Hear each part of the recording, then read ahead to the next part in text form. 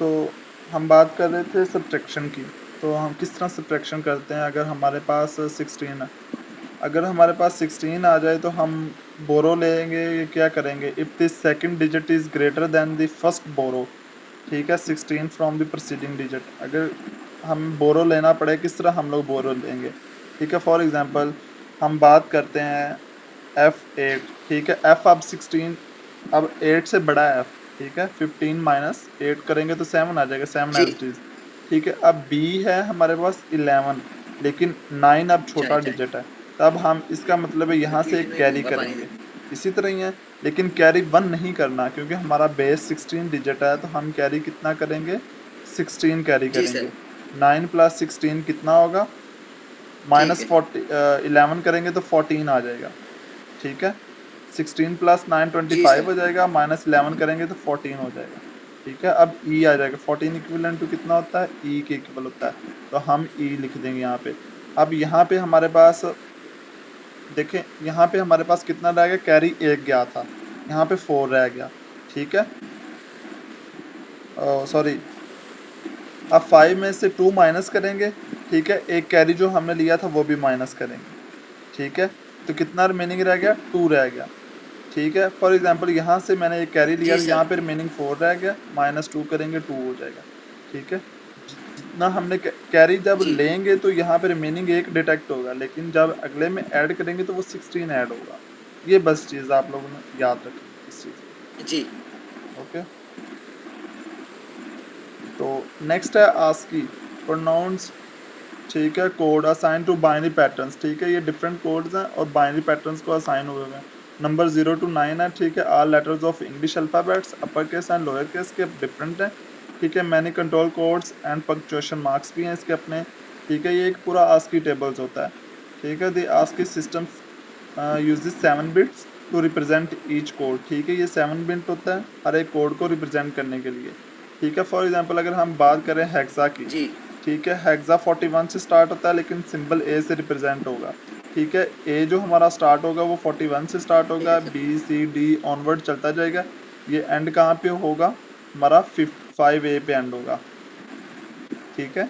59 onward ये 59 Y है और 5 ए ये जी है, ठीक है। ठीक, सॉरी, हाँ 5 ए जी है, ठीक है। 7 ए ये अब लोअर केस जी है। अगर हम बात करेंगे तो जो स्मॉल लोअर केस का वो 61 से स्टार्ट होगा हेक्सा का, ठीक है। और 7 ए पे ख़त्म होगा, किस तरह होगा, ठीक है। हम कन्वर्ट अगर करेंगे तो ये 1 जो है, ठीक है, इसको कन्वर्ट करो, 1 को 4 बिट्स में कन्वर्ट करो और 16 को फिर 2 में बाइनरी में कन्वर्ट करो, जो बनेगा वो ए का बाइनरी कोड बन जाएगा, ओके हो गया। इसी तरह इसका ए इक्विवेलेंट टू 10 ठीक है होगा, सर। ठीक है। इसका बाइनरी लैदा हो जाएगा, 5 का लैदा हो जाएगा, जो बाइनरी बनेगा वो कैपिटल जी का बाइनरी बनेगा, ठीक है। अब बाइनरी लॉजिक किस तरह करती है, two voltages levels can be represented as the two digits. मैंने पहले भी आपको कहा था कि बाइनरी लॉजिक हमेशा 0-1 पे ऑपरेट होती हैं। लॉजिक 0 होगी होगा तो 0 वोल्टेज होगी, अगर लॉजिक 1 हो जाएगा तो हमारे पास 5 वोल्टेज होगी, ठीक है। इसके बिटवीन में हमारे पास कोई टॉलरेंस नहीं है, कोई मिनिमम मैक्सिमम नहीं है, या 0 या 1, जस्ट दो कंडीशन। इसी वजह से डिजिटल लॉजिक प्रेफर किया जाता है आपके पास। ये एंड गेट मैंने पहले भी आपको करवाए थे, तो अभी भी मैं ओवरव्यू करवा रहा हूँ। तो बेसिकली इसका पर्पस ये है कि ए डॉट बी है, ठीक है। जब 0 को 0 से मल्टीप्लाई करेंगे तो आउटपुट 0 आ जाएगी, 0 को 1 से करेंगे, अनलेस एंड का पर्पस होता है जब तक दोनों इनपुट्स हाई ना हो तब तक आउटपुट हाई नहीं होगी, ठीक है। और का ऑपोजिट है, और बेसिकली एडिशन है, ठीक है। दो कमांड्स हम एडिशन के लिए यूज़ कर रहे हैं, ठीक है। इसमें ये होता है कि जब तक कोई एक भी ट्रू होगी या कोई एक भी हाई होगी तो हमारी हाई हो जाएगी, ठीक है। अब यहाँ पे आपने ये नहीं कहना कि 1 + 1 2 होता है तो एक कैरी ठीक है बच सर। जाएगा, लेकिन ये 1 ही रहेगा, 1 डिस्कार्ड हो जाएगा, ओके हो गया, ठीक है। ट्राई स्टेट बफर इन्वर्टर, ठीक है। ट्राई स्टेट उसे कहते हैं कि जो हमारे पास इन्वर्टर होता है, ठीक है, जिसे हम लोग नॉट गेट भी कहते हैं। अगर 0 होगा तो उसे 1 कर देगा, 1 होगा तो उसे 0 कर देगा। एक्सऑर का होता है कि और का नॉट गेट होता है, ठीक है। जो हमारे पास और की आउटपुट आ जाएगी उसका हम नॉट ले लेंगे, ठीक है। इसका मतलब ये होगा कि हमारे पास जब दो डिफरेंट वैल्यूज़ होंगी तब हाई हो जाएगा, ठीक है, जब 2 सिमिलर होंगी तब लो हो जाएगा, ठीक है। इसी तरह बाकी गेट्स भी आप लोग तीनों गेट से मिलके बना सकते हैं। नैंड गेट और ये नॉर गेट है, ये भी काइंडली आप देख लीजिएगा क्योंकि ये पहले मैंने आपको करवाए हुए हैं। ये जी इसके सर। लॉजिक गेट्स हैं। हाफ एडर किस तरह काम करता है, 2 एंड गेट है, एक और गेट है और एस है, ठीक है। इसी तरह अब ये इसकी किस तरह हमारे पास लॉजिक बनती है। अब एक्स और वाई डैश का मतलब क्या है, वाई डैश का मतलब है वाई नॉट, ठीक है। एक्स और वाई नॉट एंड होंगे, ठीक है, ये और में जाएगा, फिर एक्स डैश और वाई, ठीक है, ये इसमें आ जाएगी। इसकी ये सम बनेगी X dot Y dash plus X dash Y, ठीक है, ये ए के लिए है, ठीक है। अगर हम बी इस सी की बात करेंगे, सी हो जाएगा जस्ट मल्टीप्लाई हो रहेंगे एक्स डॉट, क्योंकि एंड गेट है, एक्स डॉट वाई हो जाएगा, ठीक है। अगर हम इस बी की बात करेंगे, इस एस की, ठीक है, इस एक्स में क्या होगा, एक्स डॉट वाई, लेकिन ये एक्सॉर है, एक्सॉर का सिंबल ये है, सर्कल है प्लस के ऊपर, ठीक है। अगर हम सी की बात करेंगे तो वो एक्स डॉट वाई सिंपल है, ठीक है। ये हमारे पास हाफ एडर है। अगर हम फुल एडर की बात करेंगे तो पूरी कमांड क्या बनेगी, ठीक है। अब यहाँ पे क्या होगा, देखो एक्स ये सेम आ जाएगा, यहाँ पे ये वाला सेम आ गया, ठीक है। यहाँ पे ये वाला पार्ट मैं 1 मिनट हाईलाइट कर देता हूँ। यहाँ पे एक मिनट, यहाँ पे इस जगह पे फॉर एग्जांपल इसको मैं बी का नाम दे देता हूँ, इस आउटपुट को। यहाँ पे ये वाला पार्ट सेम आ जाएगा, ठीक है, ठीक है। और यहाँ पे ये वाला पार्ट सेम आ जाएगा, ये वाला, ठीक है, यहाँ पे, ठीक है। अब अगली थर्ड इनपुट भी ऐड हो गया, इस वजह से इसको फुल एडर कहते हैं, ठीक है। अब थर्ड इनपुट कहाँ से आ रही है, एक ये वाली आ रही है, ठीक है, एक ये वाली आ रही है, ठीक है। जी यहाँ पे क्या बन जाएगा, एक्स प्लस इसका एक्सॉर, ठीक है, प्लस वाई, ठीक है, प्लस ये एक्सॉर होगा, ठीक है। सॉरी टू से मेरे माउस नहीं है तो इस वजह से ये यहाँ पे जी आ जाएगा, ठीक हो गया। लेकिन अब यहाँ पे क्या ठीक आएगा, है सर। यहाँ पे क्या आएगा, ये आ जाएगा, ठीक है। ये किस तरह आ जाएगा, ये ब्रैकेट्स में अब आएगा, ये सेम आ जाएगा, एक्स जी XOR वाई, ठीक है, इसे सर्कल करेंगे, ओके हो गया। इसे ब्रैकेट्स करेंगे और डॉट किससे करेंगे, डॉट हम जी से करेंगे, डॉट जी हो जाएगा, ओके हो गया, ठीक है। इसी तरह ये जो दोनों डॉट होंगे ये एंड में आके इसके अंदर ऐड हो जाएंगे, यहाँ पे फाइनल आउटपुट में आ जाएगा प्लस, हमारे पास ये आउटपुट क्या थी, एक्स डॉट वाई थी ना, ये एक्स डॉट वाई हो जाएगी, ठीक है। ये इस तरह की इक्वेशंस बनती हैं, आप एक लॉजिक सर्किट्स के अंदर किस तरह इक्वेशन मॉडिफाई करके बनाती है, ठीक है। अब इसको हमने अपनी लॉजिक के अंदर यूज़ करना है, ठीक है। किस तरह बनाएंगे ये आगे जाके हम कोडिंग करेंगे तो फिर जाके पता चलेगा कि किस तरह हम लोग कोडिंग करते हैं। अब पता ठीक है चल सर। रहा है कि लॉजिक यूज़ हो रही है, दिमाग यूज़ हो रहा है, इसमें आके समझ आई इस चीज़ की, जी सर। ओके। अगर नहीं समझ आ रही तो दोबारा पूछ सकते हैं, नहीं सर, ये आ गई सर। ओके। नेक्स्ट मूव करते हैं हम लोग, ठीक है। ये बेसिकली 4 बिट एडर है, ये एक आईसी का ब्लॉग उसने शुरू किया हुआ है, ठीक है। हम लोग लोअर बिट से ऐड करते जाते हैं और कैरी उसमें आगे फॉरवर्ड होता जाता है, ठीक है। तो ये बेसिकली इसका आर्किटेक्चर जी डिजिटल लॉजिक डिज़ाइन में, ठीक है। आगे ये डिकोडर्स हैं, ये जस्ट आपको दिखाने के लिए बताया हुआ कि ये डिकोडर्स करते क्या हैं। ये बेसिकली डिकोडर्स जो होते हैं कि जो हमारा भी एड्रेस जा, क्योंकि कंप्यूटर को नहीं पता कि बाइनरी है कि कौन सा, कंप्यूटर तो एक ही लैंग्वेज समझता है, ठीक है। तो हम लोग इन कोडर्स में डाटा देते हैं, वो डिकोडर्स में कंप्यूटर जी को समझाता है, कंप्यूटर जो बैक इसको देता है डाटा, वो इन कोडर से होके दोबारा हमारे पास असल फॉर्म में आ जाता है, ठीक है। क्योंकि कंप्यूटर तो एक ही लैंग्वेज समझता है, 0 या 1, ठीक है। अगर हमने डिकोडर को 9 दिया, ठीक है, यहाँ पे हमने 9 दिया, वो उसको इस डिकोडर में ऐड करेगा और हमारे पास 100 कंप्यूटर को देगा, इस एड्रेस पे जो वैल्यू पड़ी होगी वो हमें फाइनल आउटपुट दे देगा, ओके हो गया। ये फ्लिप फ्लॉप के अकॉर्डिंगली काम करता है, ये बेसिकली डिजिटल लॉजिक के सर्किट्स हैं, तो ये एज़ इतने ज़्यादा नहीं यूज़ होंगे। जस्ट हमारे पास ये हमें टर्म्स पता होने चाहिए। The unit of data size क्या होना चाहिए? Bit, a binary digit that can have the value 0 और 1, ठीक है? बाइट जो होता है 8 बिट्स होता है, ठीक है? बिट 1 होती है और 8 जी बिट्स होंगी तो 1 बाइट बनेगा। अब निबल जो होगा वो हाफ ऑफ बाइट होगा, ठीक है? मतलब कितना होगा? अगर 4 बिट्स होंगी तो 1 निबल बनेगा, ठीक है? वर्ड कितना होगा? 2 बाइट्स और 16 बिट्स। अगर 16 बिट्स हैं या 2 बाइट्स होंगी तो 1 वर्ड बनेगा।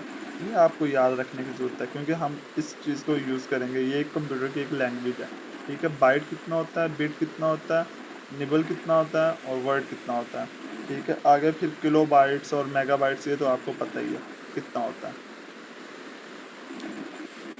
ठीक है? अब हम देखते हैं इनसाइड में क्या है, ठीक है? हमारे पास सीपीयू होता है जो इसका ब्रेन होता है, ठीक है? उसके साथ आईओ डिवाइसेज़ लगी होती हैं, ठीक है? जो उसके साथ कम्युनिकेट कर रही होती हैं, जहाँ से हम कमांड्स दे रहे होते हैं और सीपीयू से प्रोसेस करके हमें डिस्प्ले कर रहा होता है कि जो हमारी स्क्रीन आउटपुट जो होती है, ठीक है? तो उसमें मेमोरी होती है जिसमें हमारे पास स्टोर होता है, ठीक है? मेमोरी की भी अब टाइप्स आ जाती हैं, रैम आ जाती है, रैंडम एक्सेस मेमोरी, जो टेम्परेरी स्टोरेज प्रोग्राम्स होती हैं, ठीक है? जी जो रनिंग के टाइम होती है, फिर रोम आ जाता है जो रीड ओनली मेमोरी के तौर पे यूज़ होता है। ठीक है, तो अब इसमें हम जी सर। देखेंगे कि हम अपने सिस्टम को रैम किस तरह बनाते हैं, रोम किस तरह बनाते हैं और सीपीयू किस तरह बनाएँगे, एएलयू किस तरह बनाएँगे, पीसी किस तरह बनाएँगे, मतलब कि प्रोग्राम काउंटर किस तरह बनाएँगे, ये सारी चीज़ें हम इसी में ही डिस्कस करेंगे।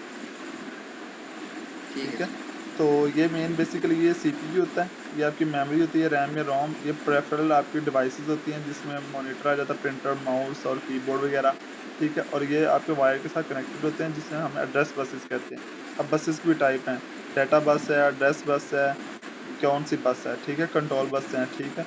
बेसिकली ये आपका कंप्लीट सीपीयू का और सिस्टम का आर्किटेक्चर है, जो मैं आपको दिखाना चाह रहा था। हमारे पास सीपीयू यहाँ पे रीड और राइट होगा इस रैम के अंदर, ठीक है? ये रोम है, ये प्रिंटर है, ये डिस्क है, मॉनिटर, कीबोर्ड सब कुछ अटैच है। लेकिन इसके साथ सबके साथ एड्रेस भी बस भी अटैच है, डाटा बस भी अटैच है, कंट्रोल बस भी अटैच है। ठीक है, अब इनका डिफरेंट पर्पज़ है। एड्रेस बस का नाम से पता चल रहा है कि इसमें जस्ट एड्रेस कैरी करना है कि कौन से एड्रेस पे पड़ा पड़ा हुआ है। ठीक है, उधर से जो इन्फॉर्मेशन आई उसने डाटा को दे देनी है। डाटा ने उठाई जिस डिवाइस को चाहिए होगी उस डिवाइस को दे देनी है। कंट्रोल बस ने ये करना है कि जितनी लिमिट्स इसकी है उसके अंदर इसने रह के इसको इंस्ट्रक्शंस देनी होती हैं यहाँ पे सीपीयू को। ठीक है? For a device, memory और IO to be recognized by CPU, it must be assigned an address. ठीक है, ये एड्रेस असाइन करेगी, ठीक है? The address assigned is given device must be unique. ये हर एक का यूनिक होगा, बाइनरी होगा, ठीक है? डाटा बस जो होगा हमारे डाटा बस प्रोवाइड करेगी, प्रोवाइड्स, ठीक है? ये ये कंट्रोल बस होती है, ये हमें रीड और राइट का सिग्नल देगी, हमने रीड करना है या राइट करना है, ठीक है? Similarly the more data buses available the better the CPU. अगर ज़्यादा बसेस होंगी ज़्यादा अच्छी होंगी, आजकल ऑप्टिकल फाइबर आ रहा है उन पे डाटा रेट ट्रांसफ़र ज़्यादा होता है, ठीक है? पहले जो होता था वो सिस्टम स्लो होते थे तो वो उस पे डाटा ज़्यादा ट्रांसफ़र नहीं होता था। The more data buses mean a more expensive CPU and computer, ठीक है? जितना ज़्यादा हमारे पास डाटा बसेस होंगी उतनी ज़्यादा सीपीयू एक्सपेंसिव होगा, ठीक है? The average size of data buses in CPU varies between 8 and 64, ठीक हो गया? और ये बाई डायरेक्शनल होती हैं, डाटा रिसीव भी कर रही होती हैं और सेंड भी कर रही होती हैं। The more address buses available the large number of devices that can be addressed, ठीक है? बेसिकली हम लोग इसको किस तरह एड्रेस करते हैं, 2 रेज़्ड पावर x। x हमारे पास कितना होगा? x हमारा 8 हो जाएगा, 2 रेज़्ड पावर 8 हमारे पास कितना हो जाएगा? 64। अगर x हमारे पास 24 हो जाएगा जिस तरह उसने कहा था 2 रेज़्ड पावर 16, ये होता है 16 मेगाबाइट्स, ठीक है? अगर 64 हो जाएगा तो वो उसके अकॉर्डिंगली बन जाएगा जो भी उसका पास बन। लेकिन जो एड्रेस बस होती है वो यूनिडायरेक्शनल होती है, उसने एक दफ़ा एड्रेस फाइंड करना है और फिर बता देना इस एड्रेस पे इन्फॉर्मेशन पड़ी हुई है। बाकी डाटा और कंट्रोल बस ने आपको बताना होता है कि डाटा रीड करना है कि राइट करना है या डाटा किस तरह सेंड रिसीव करना है, ठीक है? ये उन 2 बसेस का काम है, ठीक है? ये बाकी आप लोग ये मैं स्लाइड शेयर कर दूँगा, ये आप लोग पढ़ लेना, ये वही चीज़ें लिखी हुई हैं कि रैम क्या चीज़ होती है, रोम क्या होती है, वर्किंग किस तरह करती है। अब इन चीज़ों पे मैं टाइम ठीक है ज़्यादा सर। वेस्ट नहीं करूँगा क्योंकि टाइम हमारे पास शॉर्ट और कोर्स लेंथी है। ठीक है, सेकंड वन है रजिस्टर, ठीक है? एक्चुअली में रजिस्टर होते क्या हैं? ठीक है, the CPU use register to store information temporarily, ठीक है? ये टेम्परेरीली तौर पे रजिस्टर यूज़ करते हैं कि आपको याद होगा कि मैंने प्रीवियस क्लास में I2C कम्युनिकेशन करवाए थे, उसमें कुछ रजिस्टर यूज़ किए थे मैंने, ठीक है, ये भी उसी तरह के रजिस्टर होते हैं, ठीक है। अब जितनी भी हम कमांड्स करेंगे, जितनी भी एडिशंस करेंगे, जितने भी इंफॉर्मेशन स्टोर करेंगे, वो इन रजिस्टर के थ्रू करेंगे, इन रजिस्टर को ही यूज़ करेंगे, ठीक है। In general the more and bigger register the better CPU, जितने ज़्यादा रजिस्टर होंगे उतना ही सीपीयू बेहतर होगा, ठीक है। रजिस्टर कैन बी 8, 16, 32 और 64 बिट के होंगे, ठीक है। The disadvantages of more and bigger register is the increase cost of such a CPU, ठीक है। सिर्फ इनका एक ही एडवांटेज, अगर ज़्यादा होंगे तो सीपीयू एक्सपेंसिव हो जाएगा, और इनका कोई डिसएडवांटेज नहीं है। तो आगे हम जाके डिस्कस करेंगे फ्लैग्स क्या करते हैं, एएलयू क्या करता है, प्रोग्रामर्स क्या करते हैं, इंस्ट्रक्शंस रजिस्टर क्या करते हैं, instruction decoder, timing and control क्या होता है, ठीक है। जो प्रोग्राम काउंटर होता है ये एड्रेस बसेस होते हैं, कंट्रोल बस में आपके पास इंस्ट्रक्शन डिकोडर और टाइमिंग एंड कंट्रोल आता है, डाटा बस में आपके पास ये सारे रजिस्टर्स आते हैं, ठीक है। ये मेमोरी वाइज आपको डिवाइड किया। एएलयू बेसिकली होता है अरिथमेटिक लॉजिक यूनिट्स होता है, इसमें एंड और नॉट ऑपरेशंस हो रहे होते हैं, और पॉइंटर जो होता है कि हमें एड्रेस पॉइंट करता है कि इस एड्रेस के ऊपर हमारे पास इंफॉर्मेशन पड़ी हुई है। आगे कंट्रोल क्या करता है, उस एड्रेस के ऊपर से हमारे पास इंफॉर्मेशन फैच करता है, सिग्नल करता है यहाँ पे आपने रीड करना है या राइट करना है, और फिर डाटा सेंड होता है डाटा बस के थ्रू, ठीक है। जो डिकोडर होता है वो आपको इन्फॉर्मेशन डिकोड करके देता है, एड्रेस डिकोड करके देता है, ठीक है। अब ये जो सारी चीज़ें ये आपको उस वक्त समझ आएंगे जब हम कोडिंग करेंगे, ठीक है। नीचे है एक एग्जांपल डिकोड करने की, ठीक है, किस तरह उसने किया हुआ। क्या कह रहा है कि a CPU has a register A, B, C and D and it has an 8 bit, ठीक है। कितने बिट का है? 8 बिट का। ये इंफॉर्मेशन याद करना है। जी अब ये सर। प्रॉब्लम किस तरह सॉल्व करने हैं, ये हमेशा प्रॉब्लम इस तरह आएंगे। 8 बिट का है और रजिस्टर कौन से हैं? A, B, C, D, उनको अंडरलाइन करते जाना है, ठीक है। 8 बिट की डाटा बस है, 16 बिट की एड्रेस बस है, ये भी चीज़ आप नोट करनी है। The CPU can access memory from address, कह रहा है कि मेमोरी फ्रॉम एड्रेस करेगा 0 टू FFFFH से। अब ये FFH से किस तरह असेस करेगा, ठीक है। assume that the code for the CPU to move a value to register A is B0H, वो कह रहा है कि B0H वैल्यू उसने मूव करनी है रजिस्टर A में, and the code for adding a value to register A is 04, उसने मूव करने के बाद इस वैल्यू के अंदर ये ऐड भी करना है 04H, ठीक है। तो the action to perform the CPU is to put 21H into register A, ठीक है। वो कह रहा है कि एक्शन 21H जो होगा हम रजिस्टर A में पुट करेंगे, and then add register A to 42H and 20। अब ये जो आपको समझ नहीं आ रही होगी कि ये क्या कह रहा है, ठीक है। अब नीचे जो हम इसके सॉल्यूशंस देखते हैं ना, जी तो फिर सर। मैं अभी समझाता हूँ, नीचे अब इसको सोल्व करके दिखाता हूँ कि किस तरह ये क्या कह रहा है, ठीक है। वो क्या कह रहा था कि move value 21H into register A, ठीक है। B0H और 21 डाटा है, ठीक है। ये इसका एड्रेस है, ठीक है, ये इसका कोड है, इस पे हमने 21 मूव करना है, ठीक है। फिर वो कह रहा है add value 42H to register A, ठीक है। 42 जो है वो हमने A में ऐड करना है, फिर 12 भी ऐड करना है, ठीक है। अब मेमोरी और एड्रेस किस तरह फाइंड करेंगे हम लोग, ठीक है। मैंने सबसे पहले कहा था कि हम उसको कोड को डी कोड करेंगे, ठीक है। 0 हो जाएगा, हम डेसिमल में सबसे पहले देखेंगे ताकि हमें अंडरस्टैंडिंग में इजी हो जाए। 0 और B, ठीक है। जी। Code for moving a value to register A, ठीक है। ये हमारे पास हम इसको डेसिमल में कन्वर्ट कर रहे हैं। ये सारी जो है ना ये मेमोरी के एड्रेस हैं, ये एड्रेस अब किस तरह बने, ठीक है। ये जो है ना सीक्वेंस वाइज है, स्टार्ट हमारे कितने पे हो रहा है, 1400 पे हो रहा है, 14, फिर 1401, 1402, 1403, 14, ठीक है। ये बेसिकली आपकी जो मेमोरी होती है ना वो इस तरह होती है, ठीक है। फॉर एग्जांपल ये आपकी मेमोरी है, ये वाली सारी, ठीक है। ये एक एक ब्लॉक बना हुआ है, ठीक है। ये हमारे पास 1400 का शुरू हो गया, ये 1401 हो जाएगा, ये 1402 हो जाएगा, 1403 हो जाएगा, ठीक है। जितनी हमने वैल्यू स्टोर करनी है वो उतनी ही वैल्यूज़ के ब्लॉक बन जाएंगे, हमारी स्पेसिफिक देखते हुए कि हमारी स्पेसिफिकेशन कितनी है, ठीक है, उसके अकॉर्डिंगली, ठीक है। B0 जो हमारे पास होगा, ये H जो होता है ना ये हमेशा इसका एड्रेस शो कर रहा है, तो गौर करो ये H सबके साथ सिमिलर है, ठीक है। इस H को इग्नोर जी करना है सर। हमने, ठीक है। ये सबके साथ सिमिलर होता है, ये बेसिकली बता रहा होता है ये डाटा ही है हमारे पास जो भी है, अब B0 हमारे पास एक्चुअल में डाटा है, 21 डाटा, 42 डाटा, 04 डाटा, 04 डाटा है और फिर 12 डाटा है। ठीक है, इस तरह हमने ये लोड किया है, B21 4 42 4 12। ठीक है, ये सब हमने लोड किया। जस्ट इस कोड में समझाने का मतलब ये था कि कौन सा एड्रेस पे किस तरह डाटा आएगा। ठीक है, इस एग्जांपल का पर्पस ये था। ठीक है, और नेक्स्ट भी उसने सोल्व ठीक है करके दिया और उसने क्या कहा, the action perform by CPU are as follows, the program counters is set up to the value 1400h। ठीक है, indicating the address of the first. ठीक है, instructions code to be executed, the CPU puts 1400 on address bus. ठीक है, and send its to out. ठीक है, सबसे पहले 1400 प्रोग्राम काउंटर को असाइन होगा और वो सीपीयू के एड्रेस बस पे असाइन कर देगा और एड्रेस बस मूव होना शुरू हो जाएगा। The memory circuitry finds the location. ठीक है, लोकेशन फाइंड करेगा। The CPU activates the read signal.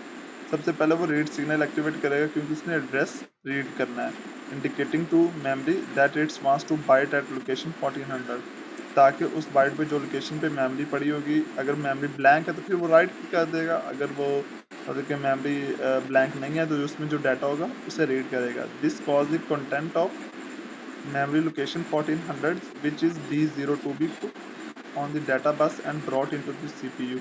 जो भी हमारा B0 पे पड़ा होगा डाटा, B0 डाटा पड़ा हुआ था 1400 पे, वो हमने CPU को कह देगा यहाँ पे B04 हम डाटा बस पे दे देंगे और वो जहाँ पे हमें रिक्वायर्ड होगा वहाँ पे हमें डाटा प्रोवाइड कर देगा।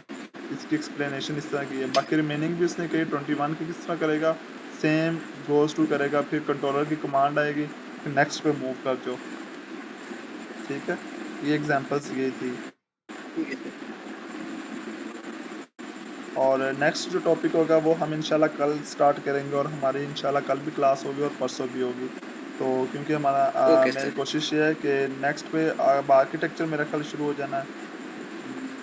हाँ, ओवरव्यू शुरू हो जाना है, जी microcontrollers and embedded processor शुरू हो जाना है, फैमिली शुरू हो जानी है इसकी। ठीक है ठीक सर। है, और इसके रैम और रोम इसके हम स्टडी करेंगे। अगर अब तक कोई क्वेश्चन है तो पूछ लें। ठीक है सर। नो सर, क्लास इस टाइम पे होगी सर कल? हाँ ना।